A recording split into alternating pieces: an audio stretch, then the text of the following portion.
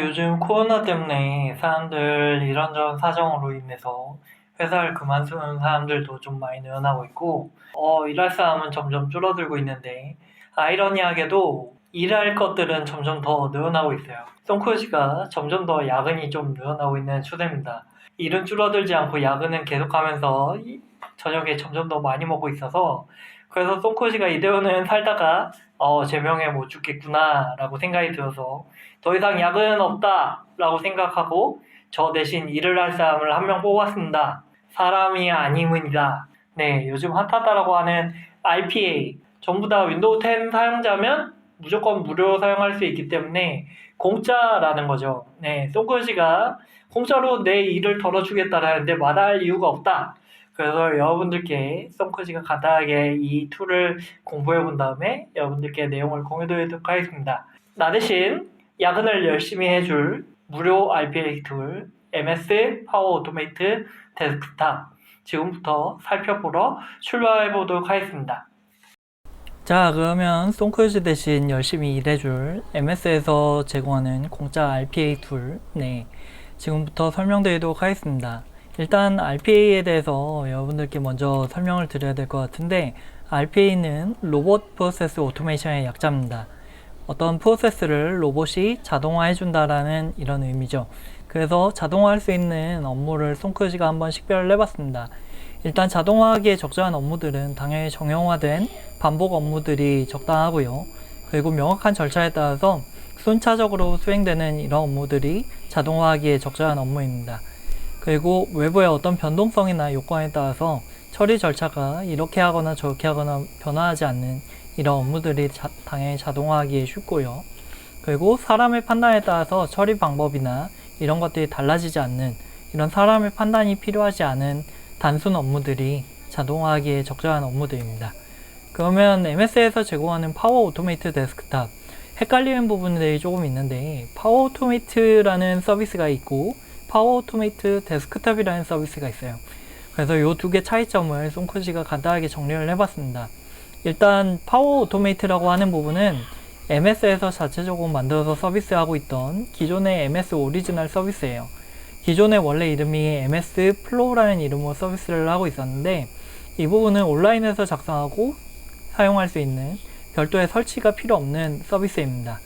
대신에 이제 데스크탑에 있는 어떤 프로그램을 실행을 한다거나 엑셀 작업을 반복을 한다거나 이런 것들은 좀 어려운 부분이 있고, M365 온라인 서비스나 서드파티의 어떤 슬랙이라던가 여러가지 구글 지메일이라던가 이런 것들하고 연계해서 사용하실 수 있는 서비스인데, 중요한 부분은 유료 서비스예요. 기업 고객들을 대상으로 월 얼마씩 내고 있는 기업용 제품들에 대해서 서비스를 하고 있는 부분들이기 때문에 송크루즈가 오늘 다룰 부분은 아니고요.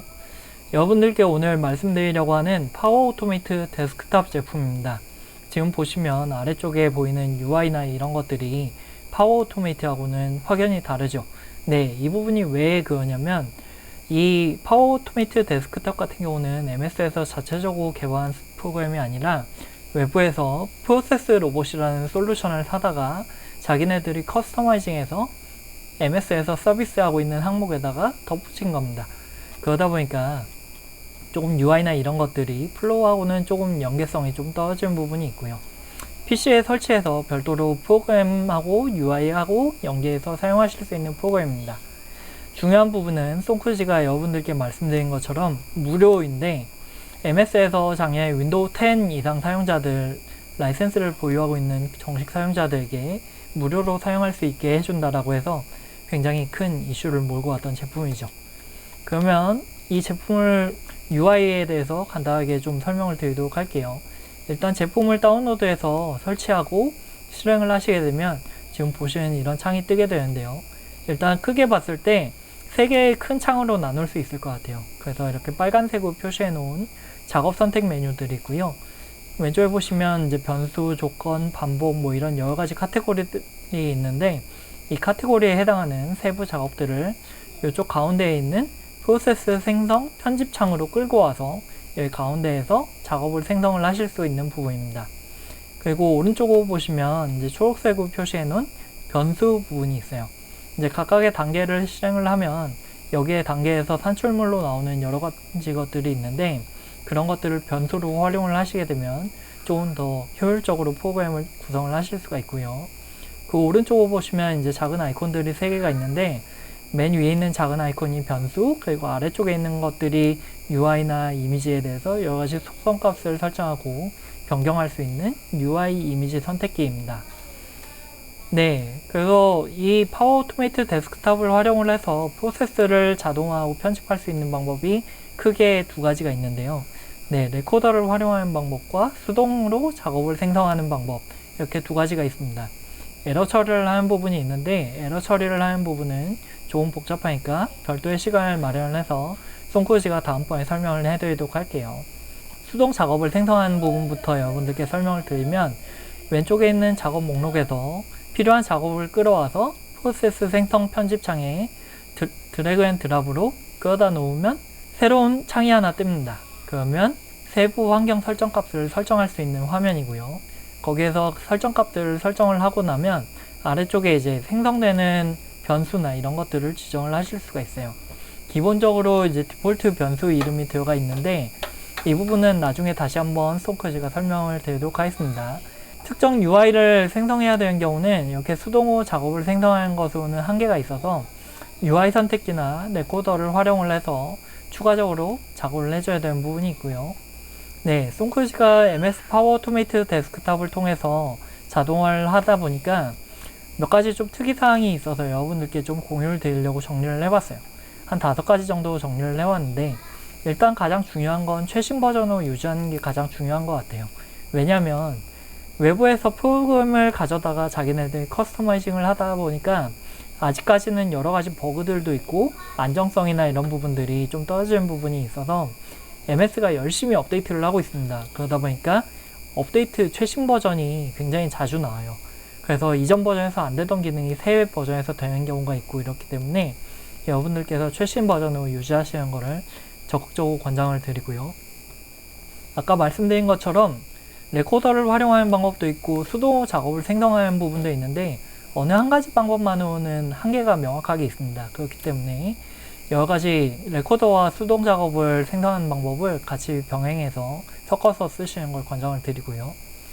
변수가 변수라고 여기 송크루지가 표현을 해놨는데 이 부분이 어떤 부분이냐면 변수를 얼마나 잘 활용하고 잘 쓰느냐에 따라서 전체적인 자동화 프로세스의 품질이라던가 이런 부분들이 확 바뀌는 부분이 있고 조금 더 쉽고 그리고 간결하고 효율적으로 구성을 하실 수가 있기 때문에 변수 이름은 디폴트로 사용하지 않도록 하는 걸 권장을 드리고요. 구분하기 쉽게 용도에 따라서 영문으로 변수 이름을 생성을 해주시는 걸 추천을 드립니다. 그리고 기본적인 예상 동작과는 조금 다르게 동작하는 부분들이 있어요. 예를 들면 화면에서 화면을 캡처를 해서 엑셀에 반복적으로 붙여넣어야 되는 작업이 있다. 그런데 분명히 클립보드에는 이미지가 들어가 있는데 엑셀에서 붙여넣기를 하거나 컨트롤 V를 키 보내기로 보내도 실제로 컨트롤 V를 보내는 것처럼 화면 캡처한 것들이 들어가지 않는 이런 경우가 있어요. 그래서 UI상에서 붙여넣기를 꼭 눌러줘야만 동작하는 이런 부분들이 있기 때문에 여러 가지 같은 방법을 처리를 하더라도 다른 방법으로 우회할 수 있는 방법이 있는지 고민이 좀 필요합니다. 이 작업들을 편집하는 그 PC가 아니라 다른 PC에서도 사용을 하시려면 여러 가지 버전이라던가 그리고 브라우저에 대한 타이틀바 값이라던가 이런 설정 값들이 전혀 다르기 때문에 이런 부분까지 사용을 하시려면 UI에 대해서 조금 더 고급 분석 스킬이 필요하다는 점이 있습니다. 네, 이렇게 해서 송크루지가 여러분들께 간단하게 파워 오토메이트 데스크탑을 사용한 프로세스 자동화에 대해서 설명을 드렸고요.